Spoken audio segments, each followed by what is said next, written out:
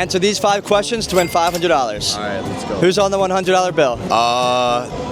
Come on now, dog. Benjamin Franklin. Yep, there we go. What's the most widely used currency in the world? U.S. dollar. US dollar. Let's go. Too easy, dude. Which US president is on the $50 bill? One eternity later. Is it Roosevelt? It's not. It's Ulysses S. Grant. Follow me on Instagram and I'll let you finish a couple more. All right, I got you.